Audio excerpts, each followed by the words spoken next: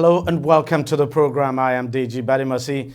Respite seems to have come for business owners in the country following the suspension of the Finance Act 2023 by President Bola Ahmed Tinubu, deferring the date of its commencement from May 28, 2023 to September 1st, 2023.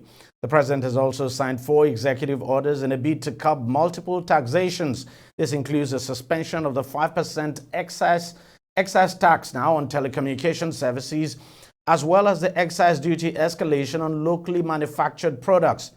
Special advisor to the president on special duties, communication and strategy, Dele Alake, who led members of the administration's revenue team, disclosed this to State House correspondents at the presidential villa last Thursday. According to the team, the move became necessary as a response to the need for clarity and adequate notice for tax adjustments as specified in the 2017 National Tax Policy.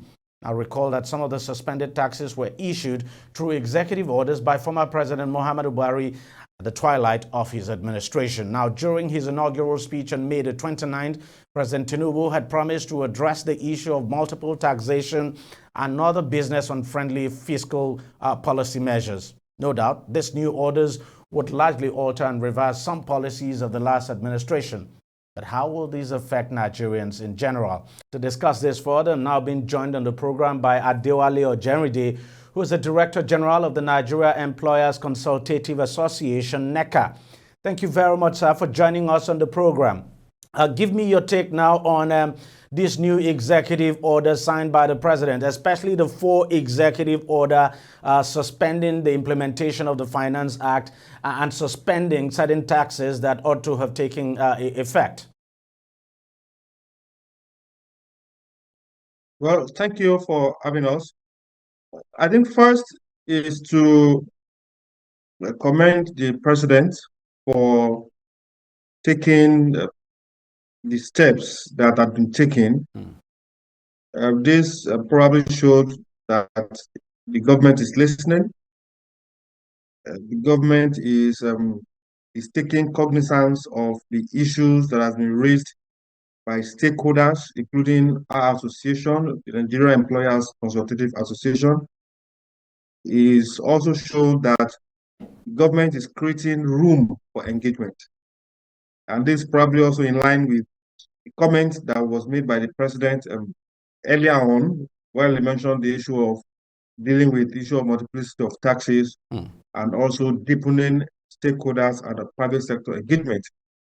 Having said that, and having commended the president, it suffices to say that the issue started towards the twilight of the last administration, when taxes were arbitrarily, as some have called it, increased. Excise duty was increased, ad valorem, new taxes introduced, and all this tended to create more bottlenecks for a already struggling private sector.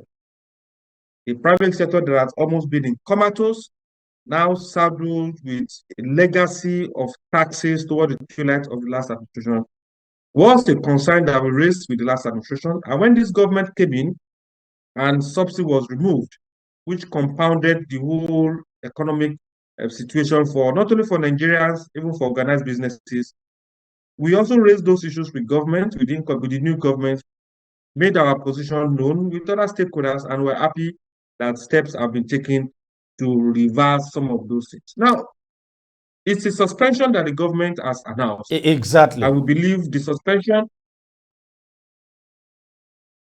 It's a suspension that government have announced and reversal of some of those tax components. But what we advocated for, or what we believe strongly, is that probably this is the time to further engage government and further present our case. And this has also given organized businesses some breather. Not only organized businesses, but Nigerians as a whole, workers, the business people, the artisans, has given all of us a breather to present our case to government and let government see the wisdom in not only suspending some of those tax components, but totally removing or removing them from our books. But let me ask you this. I mean, sorry to interject, but we're dealing with a situation where the government has serious revenue challenges.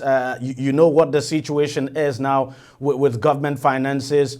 You look at the budget. You look at the budget deficit is huge. You look at what is spent on debt servicing, also huge. So the government needs money, and the same government that needs money is now suspending the collection of taxes. I'm just wondering, how does this eat into government revenue? The first thing we need to understand is, why did government revenue dip? Now, you cannot punish, you cannot, because you are desperate for funds, you cannot, quote and unquote, steal in whatever context. You cannot carry a gun, or because your wife is pregnant and is now in CS, you take a gun or a knife to go and rob, and you say you are desperate for funds. That's why you committed the crime. It doesn't work like that. The first thing you ask is this: why did government revenue dip? Will it not suffice for government to, first of all, as an immediate action, block the loopholes that are actually causing leakages in government revenue? Overtaxing your citizens or overtaxing businesses cannot lead to sustainable means of generating revenue. In fact, no country has taxed its citizens to prosperity. So our view is this: there are better ways of doing this. Create an environment that will engender voluntary tax compliance. In the whole concept of these tax issues, see, we must look at what exactly is to be taxed, when are we to tax, and how much is to be taxed in all parameters. The when is not now, because businesses are already suffering. Many are already relocating out of this country and turning Nigeria to a serious point to go outside to produce in an environment that is climate and that enables them to produce without tax encumbrances. As of today, through research, documented research, organized businesses, an average Nigerian business pays over 60 different taxes, levies, and fees across the 3 levels of government. Yesterday, the telecom sector confirmed that they pay over 39 different taxes, levies, and fees across the 3 tiers of government. You cannot kill the sectors that are supposed to help the economy to grow. That is our position. So when the president came up and suspended or reversed some of those tax pronouncements, it gladdens our hearts, because it gives a breather and gives opportunity for further engagement. Now, let me also ask you this. We know that the plan of the president is to widen the tax net and ensure there's better tax compliance, and he intends to raise the tax to GDP ratio, which of course is among the lowest in the world, and quite bad also when you compare the figure to what it is in other parts of Africa. I'm just wondering, how do you think the president can do that? I mean, with all of these suspensions we're seeing. I think the president has started well, changing the security apparatus, changing the security architecture of the country. Let us deal with the issue of oil theft. Since oil, for now, seems to be predominantly or significantly the contributor to forex, let's deal with the issue of oil theft. Once we deal with the issue of oil theft, and we are able to produce the quota that OPEC has allocated to us, then we have blocked a major leakage within the context of our revenue. Now, we have dealt with the issue of fuel subsidy, and naturally, the price of fuel has increased, which will now have consequential effects in general cost of living. Now, we are also technically saving from the from the issue of fuel subsidy removal.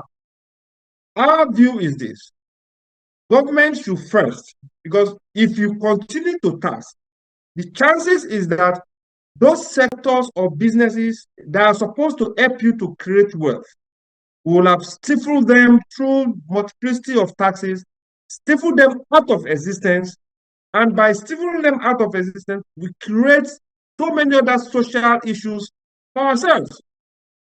You tax, overtax a business, most of those taxes will be passed to the consumers. And these same consumers are already facing paucity within the context of their disposable income.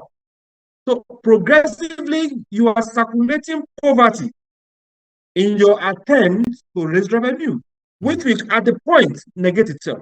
I repeat, every tax that you impose on a business, the likely victim will be the consumer.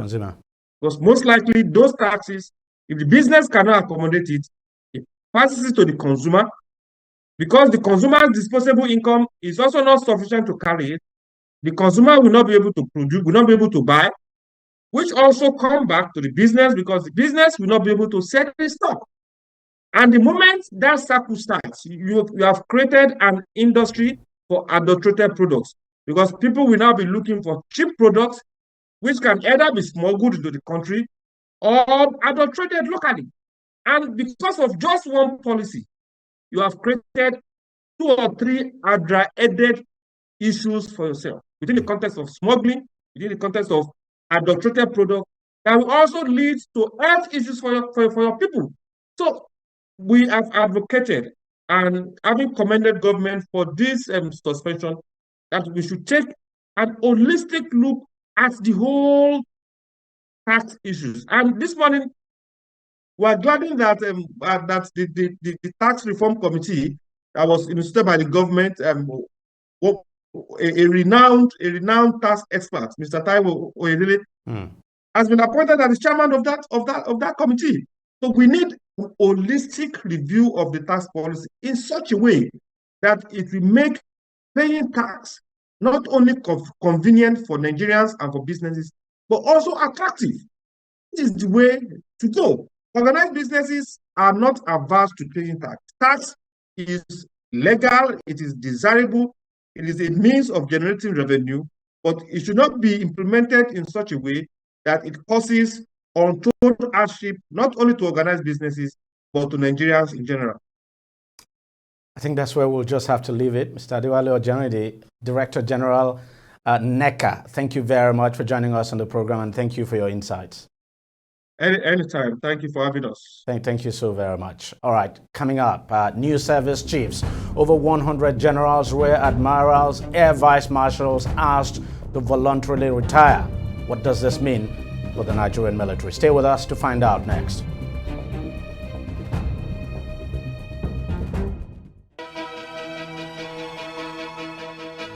Opinions are free, facts are sacred, but truth is universal. How, in practical terms, can we, for instance, de-escalate the tension? President must see himself as the president of the Federal Republic. We know where the enemy is. 3 places. The Lake Chad Basin, the border area between Nigeria and Cameroon, and then the Sambisa Forest. On DEJI360, we give you a complete dose of everything. Opinion, facts, and undiluted truth. I hardly believe what politicians say in this part of the world. A new Nigeria is possible, a future is possible. We delve into the issues, dissect it so that you can understand it, and use it to take action. I don't think there's any need for any governor to look for grant for ranching. DEJI360, dissecting the issues.